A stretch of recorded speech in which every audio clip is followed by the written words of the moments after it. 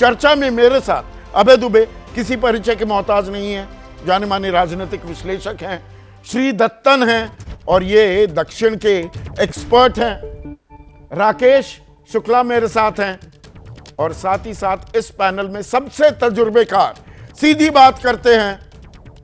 और सीधा सवाल मेरे कार्यक्रम का नाम है, पर आज तो हम एग्जिट पोल दिखा रहे हैं, पर सीधा सवाल तब भी करूंगा प्रभु आपसे, क्योंकि द न्यू इंडियन एक्सप्रेस जिसका अच्छा खासा दखल है दक्षिण में, आप उसके संपादक भी हैं।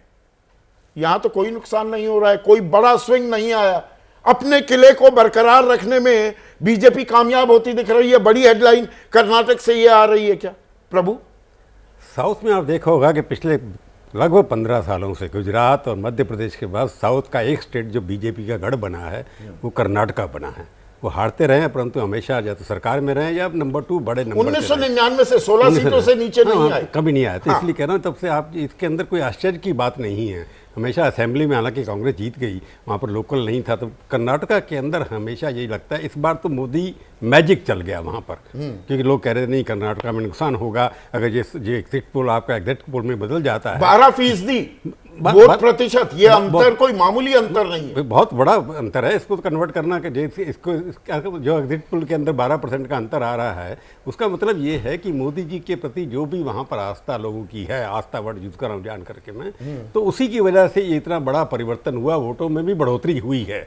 तो ये साउथ के अंदर कर्नाटका गुजरात की तरह एक ऐसा गढ़ बनता जा रहा है सेंट्रल पार्टी के लिए कि वो पर वहाँ पर कोई भी पार्टी, पर वो तो तटीय कर्नाटक, कोस्टल कर्नाटक में कि जी ज्यादा दखल दिया है या ज्यादा पैठ की है बीजेपी ने, बीजेपी के और मोदी का करिश्मा विधानसभा चुनाव में तो नहीं चला था। नहीं, पर ऐसा क्या खेल पलटा? मैं कह रहा हूँ मोदी फैक्टर, मैंने पहले भी कहा मोदी मैजिक जो ये आप लगातार कहते हैं, लगातार कह रहा हूँ पहले दिन से कि बीजेपी का अपना एक सेट वोट है, फिक्स वोट है, उनको कॉन्स्टिट्यूंसी या कोर कॉन्स्टिट्यूंसी कहते हैं उसको। मैं कहता हूँ 200 सीटें जो 180 से 200 सीटें ऐसी है सारे देश के अंदर, और कर्नाटक के अंदर 15 सीटें तो ऐसी है जो बीजेपी के पास हमेशा जाएंगी। ये मोदी फैक्टर है, उसकी वजह से 15 से 23 हो जाती है, 28 हो जाती है, 27 हो जाती है, उसी अंदर रहते हैं।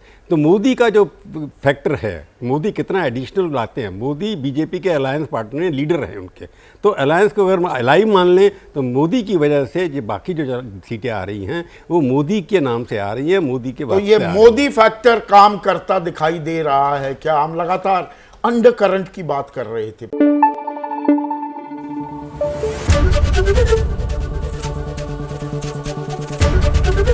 एबीपी न्यूज आपको रखे आगे।